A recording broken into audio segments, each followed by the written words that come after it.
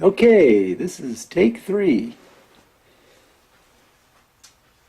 All right, I think I'm sitting in a good spot. Please don't mind behind me there, the kitchen, dining room. Oh, kind of looks neat. A little bit better lighting. Well, okay. I think I got it. All right, wide angle vision. Story behind this is I don't remember the story behind this.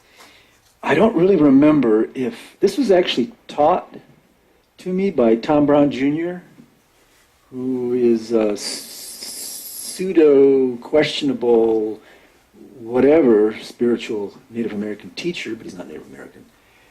It doesn't matter where you learn things, though. It doesn't matter. It's what is learned, not who taught it to you. Like even someone that's perhaps had different intentions, but gave me something that I could use, and then I developed it into something that's valuable. I mean, that doesn't take it away from it. So anyway, I remember back then, that's like 25, 30? What's 84? Shit. 30 years ago, I remember learning or developing this, and it has to do with nature observation. So this is purportedly the way that, oh, there you are. This is supposedly the way that Native Americans or anyone living in nature is in this mode all the time. They are in a meditative state that is very different from the alpha state, that beta state that a lot of consciousness is in civilized culture because of the way it is.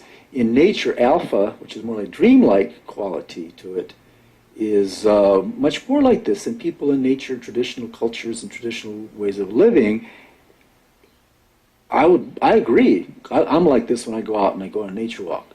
Now, how to get the technique is to shift the focus. Remember, meditation, all meditation is a tool to focus concentration of the mind.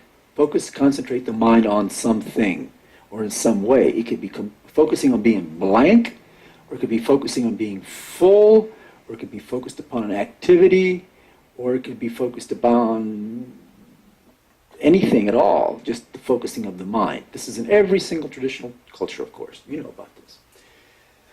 So, how to get into that mode, in and out.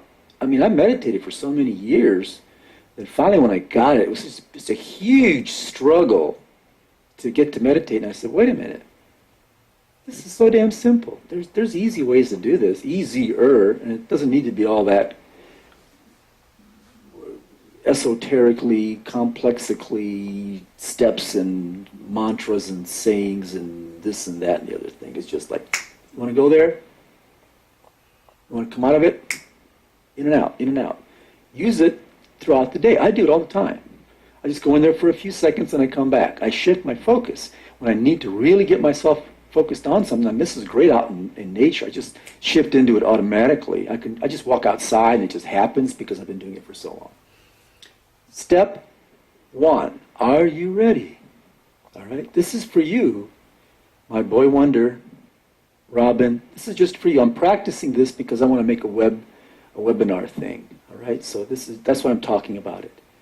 So here are the steps. It's extraordinarily easy. It's a physically induced trigger, and then once it's induced, the mind state is there, and you just keep it. Once you learn how to keep that mind state, you can focus in and out of it anytime you want. It's right there and available to you. But how do you know when you're there? That's the thing. Here's what I'm going to do.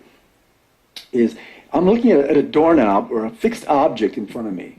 It could be anything. It could be a candle. It could be a tree. It could be the something in the landscape out there, or a light source, or a bowl of water, or a cauldron, or you know where I'm going? Doesn't matter what it is. It can be anything that's ever been used in the mystic arts for centuries. So I'm just looking at something. That's my focus, to help my mind have something to develop the wide angle. So I'm looking straight ahead, and all I see is a doorknob. But that's pinpoint focus. I want wide focus. I want to take in the whole universe if I can. That's when you hit the spiritual realms. You bring the spiritual realms internally and externally to you when you're in that conduit, that wide-angle conduit is what I call it. So what you do, look ahead, and then you bring your arms up, shoulder height, kind of point your fingers up like this. See that? Both hands, kind of like this. And I'm going to start wiggling them. That's going to help me draw attention to them and shift my mind so I can see them wiggling. But to get wide angle, you start actually behind you. So I can't see anything but the doorknob. And I begin wiggling with both hands, and very slowly I bring them forward. And as I'm doing that, sometimes I have to bring one forward more than the other. See this one? Or sometimes this one. But when I can get both of them, I'm looking straight ahead, and all I've got is just the peripheral vision. By looking straight ahead, the peripheral vision is picking up this little tiny, tiny movement. I know you can do it here if you want to. It's just more dramatic and fun out here. After you learn how to do this, you just have to either do it for a second or two and you go, okay, there we go, got it. And then you can put the hands down.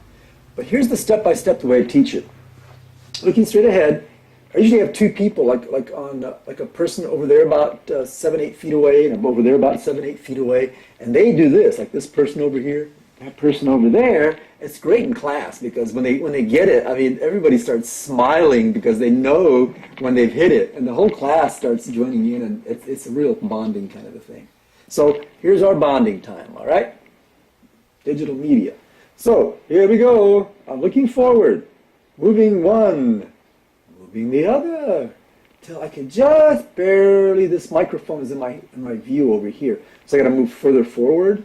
It doesn't matter because this doesn't have to be lined up. It's whatever your peripheral vision does for you. If it's like this, it's like this. And now looking at the doorknob, I'm conscious of the doorknob and conscious of both of my hands, fingers wiggling. I wiggle fingers and doorknob. I concentrate on all three of them. And I keep looking ahead, conscious of wiggling, maybe move forward, maybe move back. But just I'm on the peripheral of that edge of wide as I can go and be conscious of everything. It's like the whole world opens up and time stops. And I connect internally and externally. Everything is connected when I do this, even me talking. And then what I do is I just slowly bring them down and keep my focus on the doorknob. And now I'm looking at the doorknob, wide angle vision. I can see out of the corner of my eye, I can see the camera over here. I can see the light and my dining room table, the stuff on the floor. You can't see it. You can't read a book like this from the side. But I'm aware of all these things in my peripheral. I'm aware of up at the ceiling. I can see the ceiling. I can see my knees down here. And I'm just looking straight ahead. And then I focus for a minute and try to remember, what does that feel like? Okay, I'm losing it. Okay, I got to come back. Here we go. This is it. I got to readjust my wide angle. Okay, I got my wide angle. Here we go. Now I keep that wide angle. Got to stop talking. It's like you're spaced out, man. When you feel totally zoned and spaced out, that's where you're supposed to be.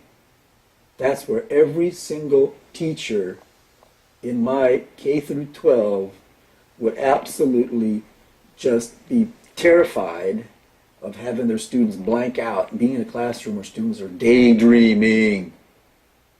Well, screw them. That's a perfectly natural state to be in. And when I give myself permission to go into this space, I can use it during my day. I can talk to people if I need to focus on something really important in that moment that's happening. I can just shift in and out and just check in, tune in with everything and everyone. I can get a lot of intuitive information that's not usually available when you're in beta.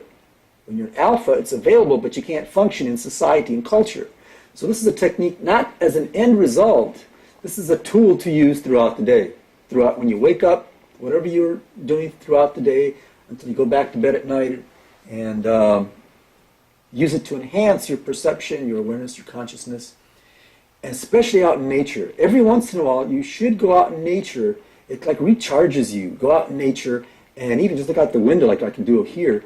Go into that wide angle, practice if you need to again, but after a while, you can just do it automatically, and then just sit and you will be absolutely, hopefully, like I was, thrilled at the heightened sensitivity that comes with it. It's absolutely fantastic.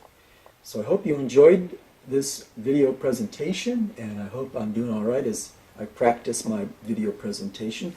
I'll probably edit this down and give you the glimpse of that technique itself, just that short clip, and then if you want to, you can see this whole entirety of production, which is what I'm going to be looking at, critiquing, and then probably redoing this a couple hundred times, and putting a backdrop. I don't want to put that on the World Wide Web.